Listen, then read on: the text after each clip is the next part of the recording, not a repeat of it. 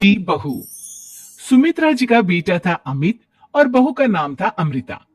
सुमित्रा जी की बहू की बातें सुनकर ऐसा लगता था कि जैसे वो बहुत इंटेलिजेंट है, क्योंकि उससे कभी भी कोई भी सवाल पूछो फट से जवाब दे देती थी। अरे भाई, उसके जवाब से तो गूगल भी पीछे रह जाता था। और इसलिए कम से कम सुमित्रा जी के घर में तो किसी को भी गूगल की जरूरत ही नहीं पड़ती थी। जब भी घर में कोई बात चलती, कोई कुछ भी कहता, तो अमृता फट से कह देती, ये तो मेरे साथ भी हुआ था, मुझे इसके बारे में सब मालूम है। एक दिन सुमित्रा जी अमित और अपनी बहू अमृता के साथ अमित के बुआ जी, फूफा जी यानी कि मुकेश और उर्मिला जी के यहाँ पर मिलने के लिए गए।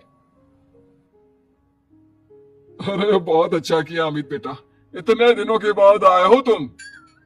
हाँ सुमित्रा भाभी, कभी तो आ जाया करिए अपने बच्चों को लेकर। आपकी बहू के आने से तो हमारे घर में भी रौनक आ गई है। वो क्या है ना, अमित ऑफिस के काम में बहुत बिजी रहता है, इसलिए उसे तो वक्त ही नहीं मिल पाता। अच्छा, लगता है नौकरी काफी मुश्किल है अमित की। अरे नहीं नहीं फूफा जी, ऐसी कोई बात नहीं है। आप तो जानते हैं ना प्राइवेट जॉब में कितना काम होता है। अरे कोई समझे ना समझे, मुझे तो पता है प्राइवेट नौकरी में इतना काम करना पड़ता है कि इंसान की आफत आ जाती है। लेकिन बेटा, तुमने तो कभी जॉब की ही नहीं, तुम्हें कैसे पता? अरे जॉब नहीं की तो क्या हुआ मम्मी जी, सब जानती हूँ मैं।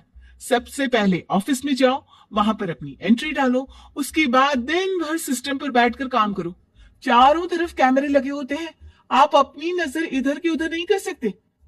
उसके बाद दिन भर बॉस की चिक चिक सुनो, वो अलग से।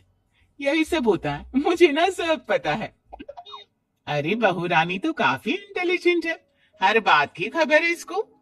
थोड़ी देर बाद, अब देखिए सुमित्रा भाभी, इतने दिनों के बाद आई हैं आप, खाना खाकर ही जाना, ऐसे तो मैं आपको जाने नहीं दूंगी।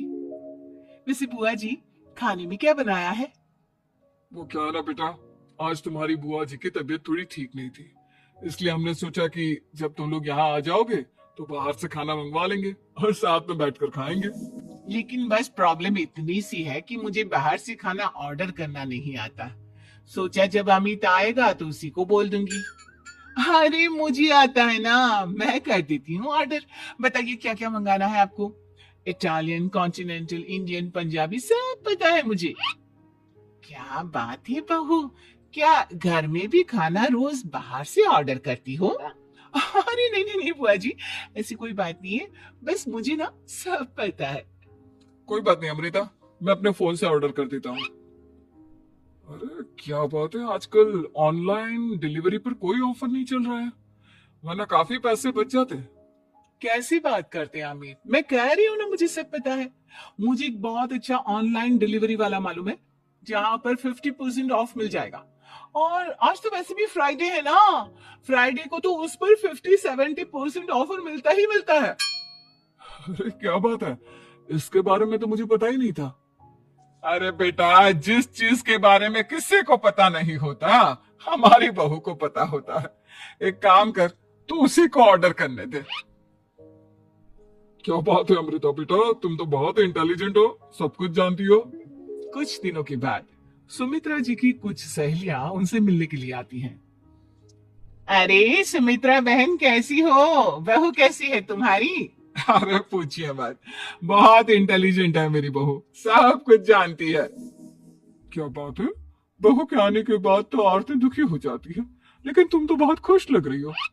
वो क्या है ना, मेरी बहू है ही इतनी अच्छी। अरे तो बुलाओ ना, हमारे साथ बैठेगी, बातें करेंगी तो हमें भी अच्छा लगेगा। सुमित्रा जी अमृता को बाहर बुलाती हैं और उसके बाद सब लोग बातें करने लगते हैं। क्या बताऊं, कुछ दिनों से घुटनों में इतना दर्द हो रहा है कि चला भी नहीं जाता। अब बुढ़ापे में तो ये सब चलता ही रहता है, क्या कर सकते हैं। आंटी जी, आप योगा करिए, योगा और साथ में ना काले तिल खाया करिए, आपके घुटनों का दर्द भाग जाएगा। लेकिन तुमको ये सब कैसे पता बेटा? अरे मेरे भी घुटनों में दर्द होने लगा था, मैंने योगा किया और काले तिल के साथ गुड़ मिलाकर उनके लड्डू बनाकर खाए, एकदम ठीक हो गए हैं मेरे पैर। अमृता, ये तुम क्या कह रही हो, इतनी कम उम्र में तुम्हारे